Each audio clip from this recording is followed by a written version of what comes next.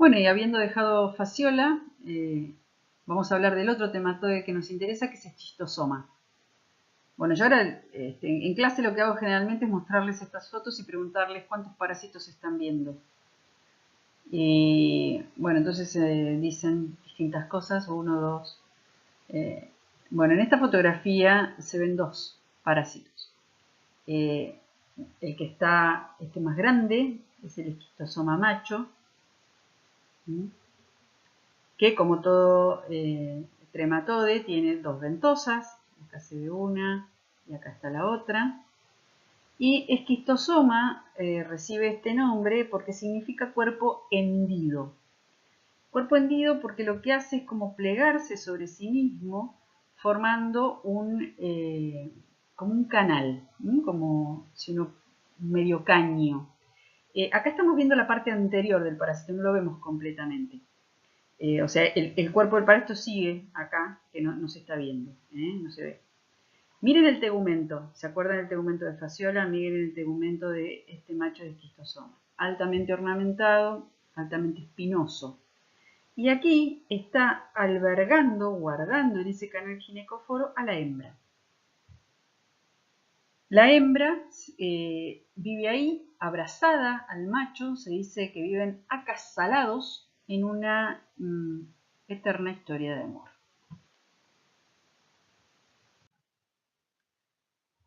Ya aprendimos que nosotros podemos formar el nombre de la enfermedad parasitaria a partir de agregarle el sufijo osis al gen, es decir, schistosoma, schistosomosis. Ahora, ¿qué pasa? Hay muchas enfermedades que reciben otros nombres. Esta en particular, pueden leer que está expresada como bilarcias, bilarciasis, fiebre del caracol. Bueno, todo lo relacionado con bilarcias o bilarciasis tiene que ver con el nombre de su descubridor, que fue Villars, que fue un cirujano alemán y que él, en realidad, el que encontró fue Schistosoma hematobium, al que vamos a hacer una pequeña referencia después, porque nos vamos a centrar más en Schistosoma manzoni. Bueno, en forma general, esquistosoma es distinto de los, o sea, no es una trematodiosis alimentaria, no adquirimos esquistosoma por comer, sino que esquistosoma invade nuestro cuerpo por la piel. Es un trematode que tiene otra vía de ingreso.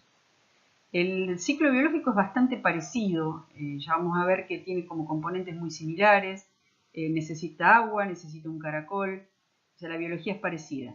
Pero esquistosoma en particular tiene como excepcionalidades, digamos. Es un trematode, es un platelminto, sin embargo, el único chato es el macho, que es chato pero está encorvado sobre sí mismo, entonces tiene un aspecto semicilíndrico. Y la hembra es cilíndrica, a pesar de ser un platelminto. Pero bueno, sistemáticamente se han quedado acá. Otra particularidad que tienen es que son de sexos separados, que la mayoría de los platelmintos son hermafroditas. Acá tenemos un esquistosoma macho y un esquistosoma hembra. Dicho eso, en forma general, les cuento que la esquistosomiosis se adquiere a partir de estar en contacto con el agua. En el agua, bueno, las formas larvarias del parásito tienen que ingresar por la piel, por nuestra piel, generalmente lo hacen a través de un folículo piloso, nos van a invadir, van a llegar a adultos y las formas adultas de esquistosoma parasitan los vasos sanguíneos. Vasos sanguíneos en distintos órganos, depende del esquistosoma. Para esquistosoma manzoni, por ejemplo, los huevos que produzcan estos machos y hembras que viven acasalados van a aparecer en materia fecal. Para otras especies de esquistosoma pueden aparecer en orina. Esto depende en qué vasos sanguíneos estén habitando. Por lo tanto, existen dos formas principales de la esquistosomiosis: la intestinal y la urogenital. Fíjense que en estos esquemas lo que estamos mostrando es chicos jugando en el agua, por supuesto chicos adultos trabajando en el agua, o sea, están metidos en el agua, con lo cual están expuestos a la invasión de las cercarias, de las larvas, ahora vamos al ciclo biológico, y materia fecal cayendo al agua, ¿sí? Ese es un punto fundamental para que el ciclo ocurra. Bueno, ya dijimos que los parásitos, esos adultos acasalados, están en el sistema circulatorio, por lo tanto es una infección intravascular. Tiene una etapa aguda y tiene una fase crónica. Ya dijimos también que para controlarla tenemos que estar haciendo actividades en el agua.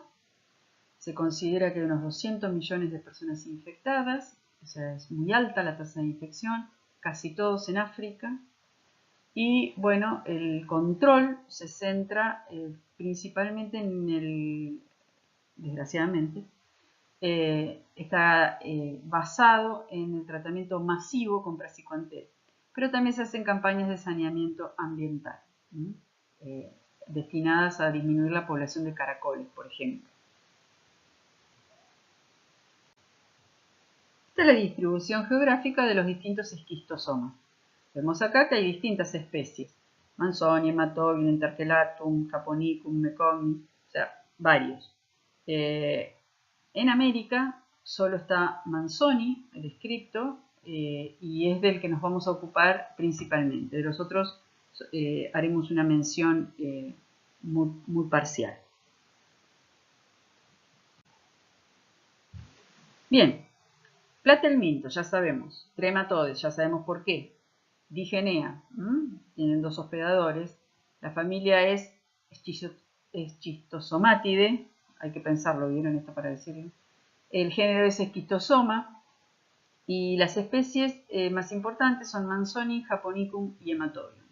Hay otras especies, muchas son parásitos de aves, de peces, de tortugas. Vamos a ver cómo nos impacta esto. Y también hay híbridos. Por ejemplo, ahora hay algunos casos humanos documentados por híbridos de esquistosoma entre Hematobium y bovis, que antes estaba solo en el ganado caprino. O sea que a veces es difícil llegar a un diagnóstico especie específico cuando ocurren infecciones de este tipo. Las especies más importantes que parasitan al hombre están en esta tabla. Ya dijimos que había una esquistosomiosis intestinal y una urogenital. En la intestinal, la especie más importante es Manzoni, Schistosoma manzoni. Hay algunos casos también a Japonicum, importantes, ¿no? Como en orden de prevalencia. Y para la esquistosomiosis urogenital, el representante más importante es Schistosoma hematobium, que se encuentra en la vejiga. O sea, los vasos sanguíneos, parasita vasos sanguíneos. En la esquistosomiosis intestinal, los parásitos están en vasos sanguíneos intestinales, y para la esquistosomiosis urogenital, en vasos sanguíneos de la vejiga urinaria.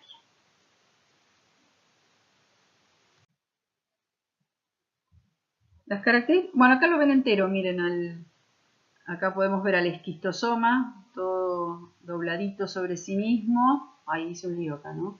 Y la hembra acasalada, está guardada en el canal ginecóforo. Son trematodes blanco-grisáceos, tienen sexo separado, ya lo dijimos, ahí tienen los tamaños, eso lo van a ver muy bien en la práctica. Viven acasalados, habitan en los plexos venosos perivesicales, dijimos que era hematobium, en la vejiga, o mesentéricos, las otras especies, las intestinales. Tienen dos ventosas, oral y ventral, un tegumento ornamentado y un tubo digestivo que tiene esófago, intestino bifurcado, pero con ciego, es decir, no tienen ano. En esta fotografía electrónica se ve, en realidad es como un modelo de animación, está creado, pero está muy bien. Se ve muy bien al esquistosoma, a los esquistosomas, a la pareja acasalada, las ventosas. Acá va la hembra agarrada del macho. Y lo que sucede una vez que estos gusanos han llegado al estado adulto, que se acasalan, ahora vamos a ver el ciclo, ¿no? Pero se acasalan y el macho lleva a la hembra así abrazado, contracorriente, bajando del sistema porta, para llegar a los vasos mesentéricos y poner huevos. Ahora eso se va a comprender mejor cuando vemos el ciclo. En esta fotografía electrónica se ve al macho, las ventosas orales, la ventosa ventral, el poro genital, donde hacen el intercambio de células germinativas. Y lo que se ve muy bien acá también es el canal ginecoforo, de toda esta parte, como está doblado sobre sí mismo, y el tegumento ornamentado.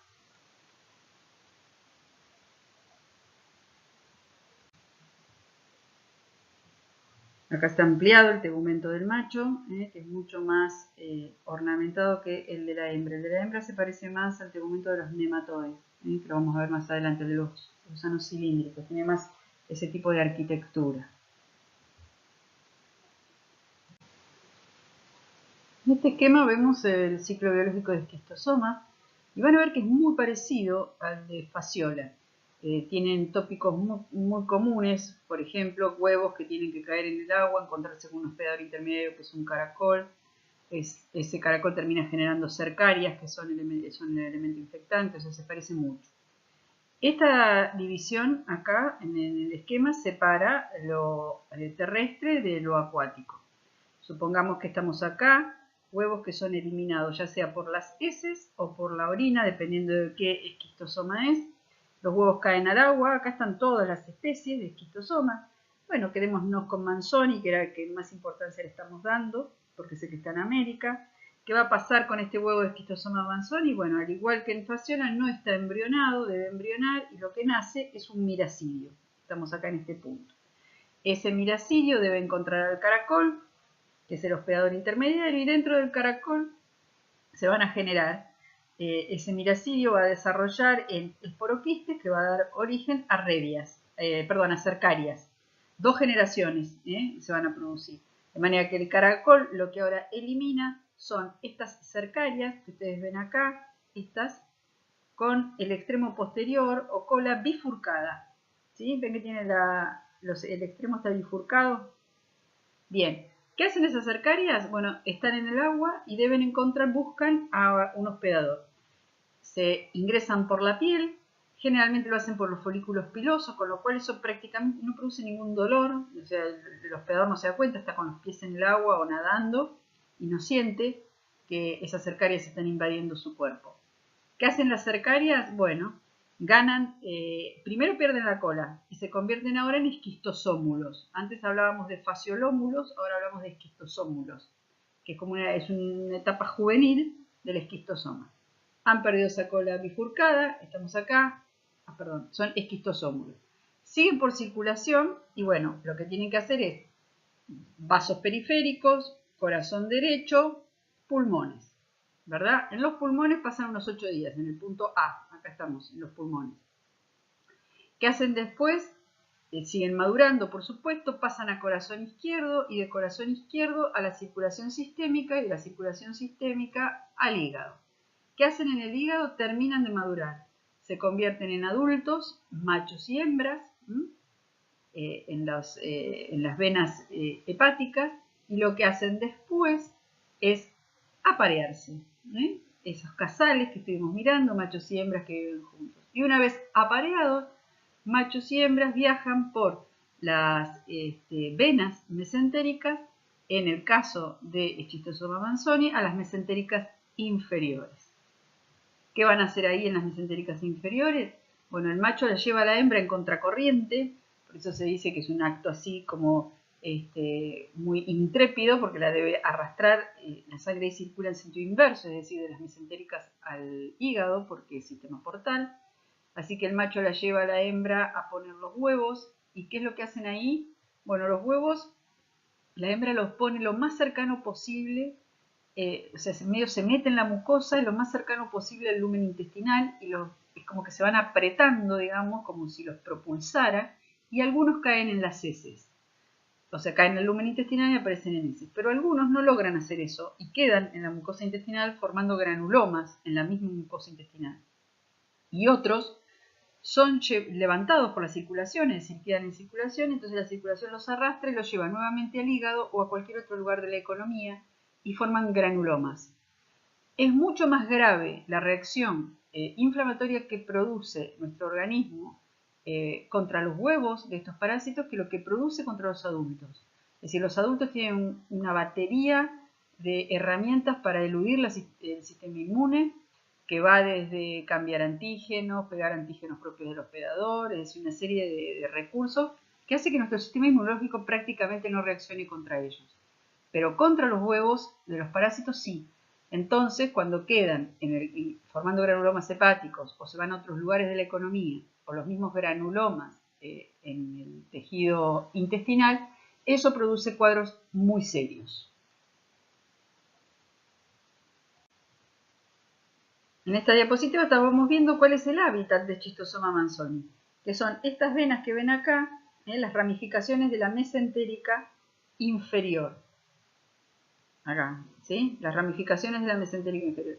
Entonces, machos y hembras vienen bien cercano al órgano, es decir, al colon, y tratan de, la hembra va dejando los huevos que van pasando el lumen intestinal, pero algunos no lo logran y lo que hacen es volver por el sistema portal al hígado o repartírselo por otras partes de la economía, ¿sí? En este esquema acá pueden ver cómo es la circulación, para recordar cómo era la circulación del sistema portal. El Schistosoma manzoni, lo que hace es ir a dejar huevos al colon descendente en las mesentéricas inferiores. Estos son los caracoles que son hospedadores intermediarios. Este que ven acá es Bionfalaria, género Bionfalaria, que es el intermediario de Schistosoma manzoni. Y estos otros que están acá son hospedadores intermediarios, son Bulinus, es el género, y son hospedadores intermediarios de otros eschistosomas. Lo que les quiero mostrar es que hay distintos hospedadores intermediarios para los distintos esquistosomas. En forma general podemos decir que para esquistosomas son caracoles del género Bionfalaria, para esquistosoma manzoni.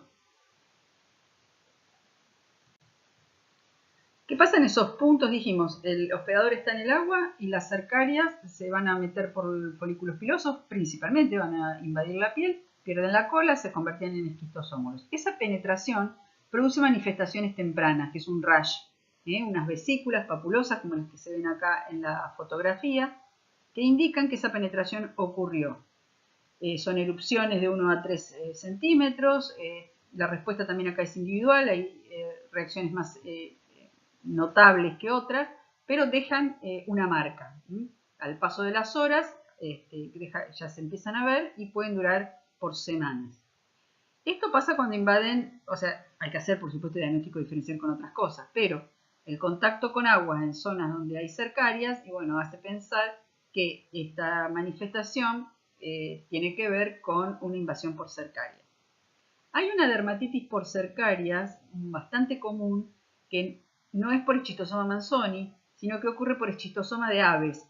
Fundamentalmente la que más involucrada está en estos eventos relacionados con humanos es el Schistosoma de los patos y produce mucho prurito porque invaden la piel, pero los esquistosomas se confunden. O sea, nosotros no somos los hospedadores y por lo tanto las cercarias no logran madurar. Pero bueno, la dermatitis por cercarias logran hacerla.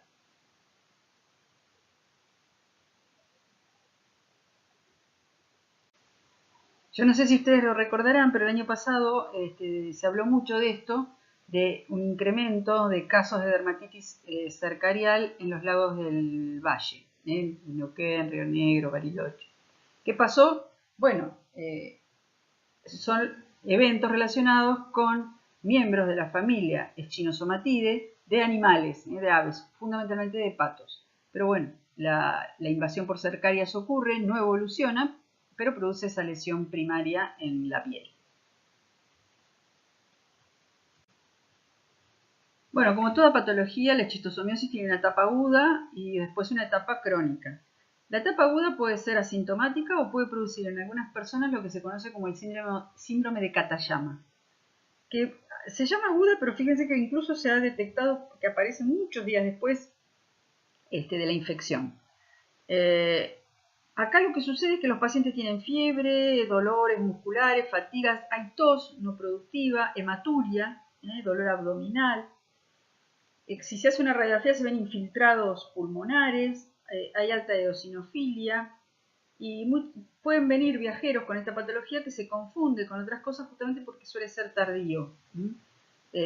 Cuando uno no tiene ninguna inmunidad y por primera vez en un área altamente endémica, es más propenso a desarrollar el síndrome de Katayama durante el proceso agudo de la esquistosomiosis, ¿no? Puede ser grave cuando ocurre este síndrome respiratorio asociado a la esquistosomiosis, es una situación clínica grave. En términos generales, la patogenia entonces está relacionada más con la enfermedad crónica y avanzada. Y eso, porque la aguda no siempre se da, ese síndrome de Katayama no se da en todos los casos, muchas veces pasa totalmente desapercibido. Ocurrió sí la manifestación cutánea, la urticarial, la que tiene que ver con invasiones cercarias, y después la enfermedad crónica, sí, porque resulta ya de la respuesta inmune, como lo que les contaba cuando hablábamos del ciclo biológico, ¿no? Cómo el organismo va respondiendo sobre todo a los procesos inflamatorios relacionados con la presencia de huevos depositados en distintos tejidos. Ese es el puntapié, digamos, es el inicio de la enfermedad crónica. Esto ya recién se los dije, que los huevos retenidos en la pared intestinal o en la vesícula, cuando estamos hablando de hematobium, en la vejiga, cuando estamos hablando de hematobium, produce reacciones inflamatorias con hiperplasia, ulceración, formación de microexcesos, ¿sí? Puede haber una enfermedad intestinal severa por la misma causa, incluso que se achique la luz intestinal, estenosis colónica, todo relacionado con lo mismo. Pueden embolizar el hígado, los huevos, esos huevos que no alcanzan a salir y que son arrastrados por la corriente sanguínea hacia arriba nuevamente. Entonces hacen granulomas en el hígado. Algunos huevos pueden pasar esa barrera hepática e ir a otras partes de la economía. Por ejemplo, se han visto casos relacionados con huevos en el sistema nervioso central. No es lo más común, pero son cosas que pueden pasar. Sí es más común en la esquistosomiosis crónica, la afectación hepática y la afectación intestinal o de la vejiga, en el caso de Japonicum. De hematobium. En esta fotografía se ve un niño con un abdomen abultado y esto es una imagen típica de una manifestación visible de la esquistosomiosis. No quiere decir que porque haya esa inflamación abdominal tenga esquistosoma. Lo que está mostrando la imagen es que la esquistosomiosis se asocia a esos vientres abultados porque se produce una hepatomegalia muy marcada. Bien, al observar la frecuencia sintomatológica en los pacientes, se observa justamente que la mayoría de los pacientes son asintomáticos o con pocos síntomas. Que la enfermedad hepatoesplénica con hipertensión es muy grave, esa es muy grave, y puede afectar también el sistema cardiopulmonar, puede ocurrir nefropatías obstructivas, incluso prosperar a la malignidad, asociada con cáncer. La esquistosomiosis crónica se asocia con anemia, con dolor, con desnutrición, con diarrea. La enfermedad del tracto urinario, cuando estamos hablando de hematobium, con hematuria, que es uno de los primeros síntomas que aparecen, obstrucción uretral, puede haber también cólicos renales. Y bueno, por supuesto que el cáncer de vías urinarias, hígado, vesícula asociado a una esquistosomiosis crónica es una consecuencia, la peor de todas, digamos, la peor de las consecuencias de esta enfermedad. Les había comentado que algunos huevos pueden llegar incluso al sistema nervioso, produciendo lo que se conoce como neuroesquistosomiosis. No, tampoco es lo más común, pero hay muchos casos en la literatura. Eso, por supuesto, produce presión intracraneal, produce muerte, termina produciendo una insuficiencia, digamos, en la circulación, produce necrosis del tejido circundante a esos huevos que están atrapados en el sistema nervioso. Y Bueno, es una enfermedad grave, o sea, es una consecuencia grave que puede llevar a con distintos síntomas. Dolor de cabeza, deficiencia de la visión, convulsiones, síntomas neurológicos. En general, la esquistosomiosis, la neuroesquistosomiosis se asocia más con Japonicum, porque es un poco más pequeño y bueno, logra atravesar sistemas circulatorios que no logran atravesar los huevos que son más grandes. Bueno, y en esta diapositiva se muestran las correlaciones entre todo lo que hemos estado diciendo. Fíjense que acá arriba está la fase, invasión, migración, ¿y quién lo hace? ¿Qué etapa? Por ejemplo, la invasión está hecha por cercarias, ¿no? La que invade es la cercaria, migran los esquistosómulos, la etapa de maduración son adultos y después lo que se deposita en el tejido son huevos. La respuesta inmunológica, una respuesta de tipo inflamatoria, ¿sí? Que da una patología de tipo alérgica, mediada por complejos inmunes, granulomatosa con fibrosis, que eso es grave, o sea, la fibrosis después es tejido cicatrizal y eso se convierte en tejido no funcionante y que puede evolucionar a la malignicidad, por ejemplo con amiloidosis. Y en la clínica está también en relación con las fases, la fase de invasión se asocia a dermatitis, a picazón, a esa invasión de las cercarias. Luego hay una fase aguda durante la migración que tiene que ver con bronconeumonías o síndrome de Katayama. Después ya hay una etapa subaguda donde empiezan los trastornos urinarios, si es hematobium, hepatointestinal, y si es Manzoni o Japonicum, y puede haber también compromiso cardiopulmonar. Y también puede haber localizaciones ectópicas. O sea que es como un resumen de todo lo que estuvimos charlando.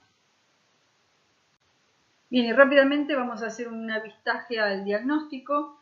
Va a depender del historial clínico epidemiológico, es decir, ¿dónde se va a sospechar de esquistosomiosis? Bueno, es un paciente que ha estado por lo menos en área endémica o ha tenido contacto posible con agua donde hay caracoles y donde está el esquistosoma. Bueno, el médico hará un examen físico, buscará la erupción, si es que hay, palpación del abdomen, cómo está, si hay compromiso respiratorio, si hay, como es linfoadenopatía, es decir, si hay una respuesta linfocitaria asociada. Y está después el diagnóstico de laboratorio, que es la búsqueda de huevos, ¿sí? La búsqueda de huevos en materia fecal para Manzoni y Japonicum y en orina para hematobium. Se hace para hematobium, lo que se hace con la orina es una sedimentación, una centrifugal, o sea, centrifugal o una filtración. Se puede hacer una biopsia rectal para buscar a esquistosoma Manzoni. Se puede hacer PCR en exceso en suero. Se puede hacer serología. La serología es útil también, como en el caso de fasciola, ¿se acuerdan? Cuando todavía no hay producción de huevos. Hay unas pruebas de precipitación que se usan muy poco, las mencionamos porque todavía la literatura se menciona ellas, pero prácticamente no se usan. El hemograma les va a dar una idea también de acompañar el diagnóstico, es marcada la eosinofilia, siempre se presenta con anemia, con trombocitopenia. El perfil de coagulación también puede dar un tiempo prolongado de protrombina. Y bueno, y las pruebas de funcionalidad hepática en Manzoni están alteradas.